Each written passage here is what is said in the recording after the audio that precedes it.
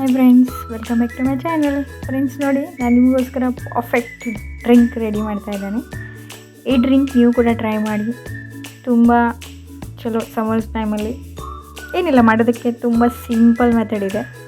ನೋಡ್ಬೋದು, ನಾನು ಪುದೀನ ಹಾಕಿದ್ದೇನೆ ಇದರಲ್ಲಿ, ಮತ್ತು ಲೆಮನ್ ನಿಮಗೆ ಎಷ್ಟೇ ಸ್ವಲ್ಪ ಹಾಕಿ, ಜಾಸ್ತಿ ಹಾಕಬೇಡಿ, ಇಲ್ಲಾಂದರೆ ತುಂಬ ಹುಳಿ ಆಗ್ತದೆ ಅದು. ಮತ್ತು ಇದರಲ್ಲಿ ಚಿಯಾ ಸೀಡ್ಸ್ ಮೇನ್, ಇದ್ರದ್ದು ಏನಂತಾರೆ, ಡ್ರಿಂಕ್ ರೆಡಿ ಆಗಬೇಕಂದ್ರೆ ಚಿಯಾ ಸೀಡ್ಸ್ ಮೇನ್. ಸೊ ಅದು ಕೂಡ ಹಾಕ್ತೇನೆ ನಾನು.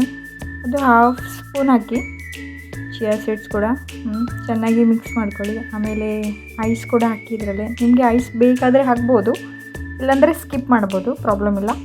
ಎಲ್ಲವನ್ನು ಹಾಕಿ ಮಿಕ್ಸ್ ಮಾಡಿ ಆಯಿತು, ಡ್ರಿಂಕ್ ರೆಡಿ. ಕುಡೀರಿ, ಚೆನ್ನಾಗಿರ್ತದೆ. ಯಾವಾಗ ನೀವು ಇದು ಕೆಲಸಕ್ಕಾದರೂ ಹೋಗ್ತೀರಲ್ಲ ಯಾರು, ಅವರಿಗೆ ಕೂಡ ಚಲೋ ಇದೆ ಅದು ಡ್ರಿಂಕ್ ಕ್ಯಾರಿ ಮಾಡೋದಕ್ಕೆ. ಐಸ್ ಕೂಡ ಹಾಕ್ತಾಯಿದ್ದೇನೆ ನಾನು, ನೋಡ್ಬೋದು. ಎಲ್ಲವನ್ನು ಮಿಕ್ಸ್ ಮಾಡಿ ಡ್ರಿಂಕ್ ರೆಡಿ ಇದೆ ಕಂಪ್ಲೀಟಾಗಿ. ನೋಡ್ಬೋದು, ಸಿಪ್ ತಗೊಳ್ಳೋದು. ಚಲೋ ಫ್ರೆಂಡ್ಸ್, ಬಾಯ್, ಟೇಕ್ ಕೇರ್. ಮತ್ತು ಸಿಗೋಣ ನೆಕ್ಸ್ಟ್ ಬ್ಲಾಗಲ್ಲಿ. ಅಲ್ಲಿವರೆಗೆ ವೆಯ್ಟ್ ಮಾಡಿ ನನ್ನ ಈಸಿ ಕ್ವಿಕ್ ರೆಸಿಪಿಗೆ.